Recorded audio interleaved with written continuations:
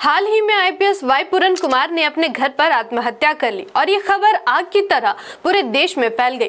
विशेषकर social media ने फिर अपनी भूमिका निभाई। देश भर के पिछड़े समाज ने शोक व्यक्त किया। लोगों ने सुसाइड के पीछे जिम्मेदार लोगों को सजा देने की मांग भी जोरदार तरीके से की। सरकार के हाथ पांव फूल गए और कुछ बड़े अधिकारियों पर एफआईआर भी हुआ। मामला धीरे धीरे अब ठंडे बस्ते में जा रहा है और तब हम इस पर विश्लेषण के साथ आपके लिए ये वीडियो लेकर आए हैं।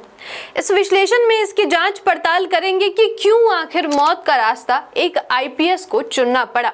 वो क्या चीज है जिसने इतने विद्वान आईपीएस को मरने पर मजबूर कर दिया। विश्लेषण शुरू करने से पहले आपसे रिक्वेस्ट है, अगर आप हमारे चैनल में नए हैं तो हमारे चैनल को सब्सक्राइब कर दें और बेल आइकन को भी प्रेस कर दें। मैं आकृति और आप देख रहे हैं MNT news network. IPS Y Puran Kumar की आत्महत्या के बारे में विस्तार से जानने से पहले एक बार देश में आत्महत्या की रिपोर्ट्स पर नजर डालते हैं। राष्ट्रीय अपराध रिकॉर्ड ब्यूरो NCRB ने अपनी report accidental deaths and suicides in India 2023 जारी की है, जिसमें आत्महत्या से जुड़ी चौंकाने वाली तस्वीरें सामने आई थी। रिपोर्ट में बताया गया कि साल 2023 में देश भर में 1.71 लाख से अधिक लोगों ने भारत में आत्महत्या की। संख्या फिर से दोहराती हूँ, 1,71,000। आत्महत्या के अलग अलग वजह हो सकते हैं, लेकिन आत्महत्या करने वालों में अधिकतर मूल निवासी ही हैं, ये दावे के साथ कहा जा सकता है, क्योंकि पिछड़ों की आबादी इस देश में 85 से 90% तक है और 1.71 लाख आत्महत्या करने वालों में 1.5 लाख सिर्फ मूल निवासी यानी पिछड़े वर्ग के लोग होंगे।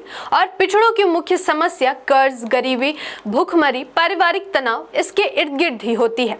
गरीबों में आत्महत्या इस देश में आम बात है, मगर जिनका विश्लेषण आज के इस वीडियो में हम करने जा रहे हैं, उनकी आत्महत्या के पीछे इनमें से कोई कारण हो ही नहीं सकता।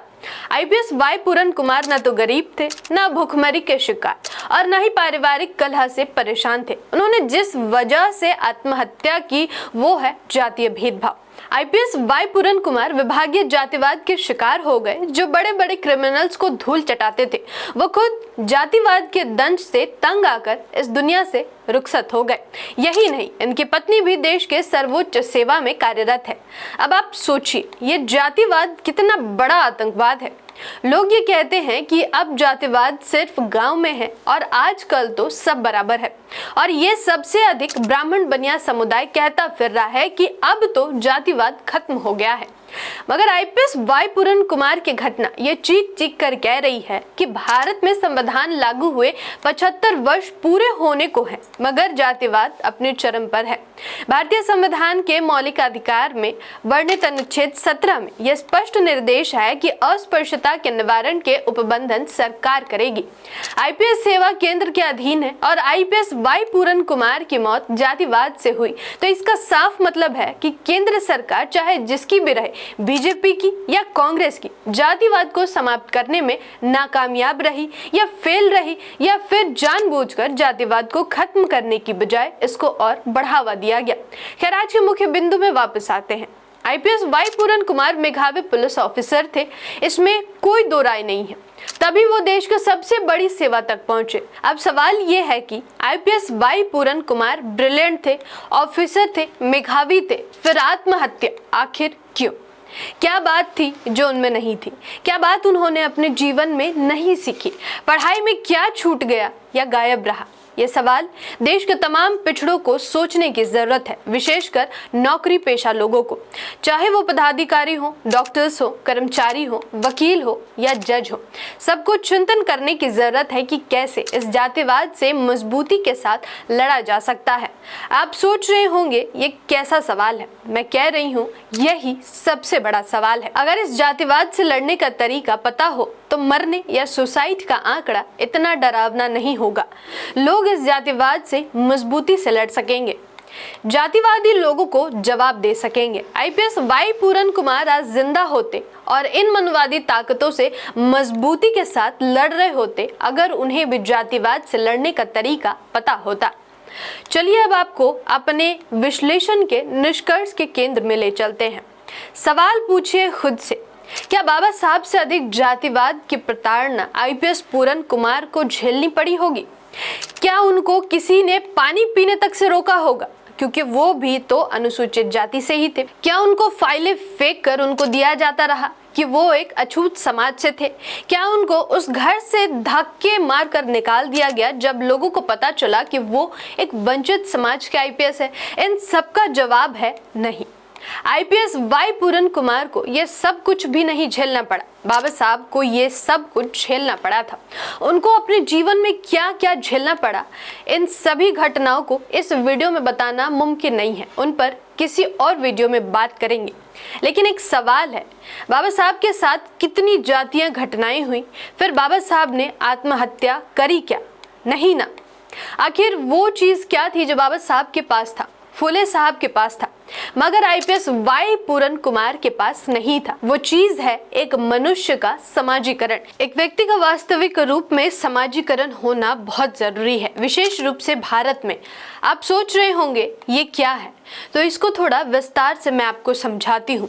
हर व्यक्ति एक प्राणी के तौर में जन्म लेता है और उम्र के साथ समाज में प्रवेश करता है। भारतीय समाज में व्यक्ति जैसे जैसे बड़ा होता है उसको समाज में एक पहचान मिलती है। जैसे आईपीएस वाई पूरन कुमार थे तो एक मनुष्य, लेकिन भारतीय समाज में उनको अछूत की पहचान मिली। नौकरी में गए या शिक्षा की शुरुआत हुई तो पहचान मिली अनुसूचित जाति की, और जब भारतीय पैमाने में या यूं कहे कि हिंदू कहे जाने वाले समाज में पहचान मिली दलित की। अछूत हो या अनुसूचित जाति हो या फिर दलित, ये सब एक दूसरे के समानार्थक शब्द हैं, सबका एक ही मतलब है। एक और बात, जब पिछड़े समाज का कोई व्यक्ति पढ़ लिख कर कुछ बन जाता है तो फिर काहे का समाज और काहे का समाजीकरण? गांव देहात से सीधे शहर और शहर से सीधे फ्लैट में जाकर फ्लैट हो जाना आज आम बात सा हो गया है। आपको मीडिया में जो घर आईपीएस वाई पूरन कुमार का दिखाया जा रहा था उससे आपको अंदाजा तो हो ही गया होगा कि वो फ्लैट से कई कदम आगे बंगलो था। अब आइए आगे। शिक्षा मिलते ही पिछड़ों को लगता है कि वो शिक्षित हो गए और ज्ञान ही ज्ञान बांटते फिरते हैं कि कुछ करो या मत करो, अपने बच्चों को पढ़ाओ और किसी बात पर ध्यान मत दो। इस बेवकूफी भरे ज्ञान का नतीजा ही आईपीएस वाई पूरन कुमार के मौत का कारण बना है। अगर वाई पूरन कुमार समाज के बीच में एक सामाजिक मनुष्य बनकर हिस्सा लेते रहते तो इतने कमजोर मस्तिष्क के नहीं होते। कितना भी बड़ा जातिवादी कोई क्यों ना हो, इनका एक बाल भी बांका नहीं कर पाते। अगर इनको अपने महापुरुषों का सही ज्ञान होता तो उनके मार्ग पर चलते। बाबा साहब ने ऐसे ही नहीं कहा, शिक्षित बनो, संगठित हो जाओ, फिर संघर्ष करो। आईपीएस वाई पूरन कुमार पहले के बाद सीधे तीसरे नंबर पर चले गए थे, मतलब शिक्षित के बाद सीधे संघर्ष पर चले गए। संगठन या संगठित होने से कोई मतलब ही नहीं रहा, इसलिए दुर्घटना हो गई। सही ट्रैक से चल रहे होते तो आज ऐसा ना होता। अगर आईपीएस वाई पूरन कुमार किसी संगठन के सदस्य होते जहां इतिहास बताया जाता है, जहां महापुरुषों का आंदोलन बताया जाता है, जहां जातिवाद से लड़ने का प्रशिक्षण दिया जाता है, तो आईपीएस वाई पूरन कुमार आज शायद जिंदा होते। वंचित समाज से आने वाले ये लोग ऑफिसर तो रिजर्वेशन से बन जाते हैं, मगर इनको न तो रिजर्वेशन की बुनियाद और न ही संविधान की अहमियत की आधारभूत जानकारी होती है। एक अंबेडकर ने देश के करोड़ों वंचित और शोषितों के लिए कल्याण के रास्ते खोले, मगर अफसोस आज लाखों अफसर बन तो रहे हैं मगर समाज के कोई काम नहीं आ रहे, और तो और खुद के जीवन को भी नहीं बचा पा रहे हैं। अफसोस है कि हमारे बीच आईपीएस वाई पूरन कुमार आज नहीं रहे, मगर इस वीडियो के माध्यम से अपील है कि सरकारी नौकरी के टैग के साथ साथ खुद का भी समाजीकरण करिए। शिक्षित हो गए तो संगठित हो जाइए, किसी न किसी सामाजिक संगठन का सदस्य बन जाइए, समाज के बीच में दिल खोल कर रहिए, क्योंकि अगर संविधान से प्रदत्त अधिकार अगर एक सेकंड के लिए भी शून्य हो जाए तो सब अफसरगिरी धरी की धरी रह जाएगी। एक बार कल्पना जरूर कीजिए। शिक्षित बनो, संगठित रहो, संघर्ष करो के क्रम के महत्व को जरूर समझिए। मैं आपको ये निश्चित बता रही हूँ कि आईपीएस वाई पूरन कुमार को आज की व्यवस्था में न्याय नहीं मिलेगा। यह व्यवस्था पिछड़ों के हित में नहीं है। व्यवस्था बदलने में ऊर्जा लगाइए, बाकी की बातें फिर कभी। आपको हमारा विश्लेषण कैसा लगा, कमेंट में सुझाव आमंत्रित है। धन्यवाद। जय संविधान, जय भारत, जय भीम, जय मूल निवासी। MNT न्यूज़ नेटवर्क को सब्सक्राइब करें, लाइक और फॉलो करना ना भूलें। साथ ही बेल आइकॉन दबाकर जन जागृति की मुहिम में जुड़े रहें।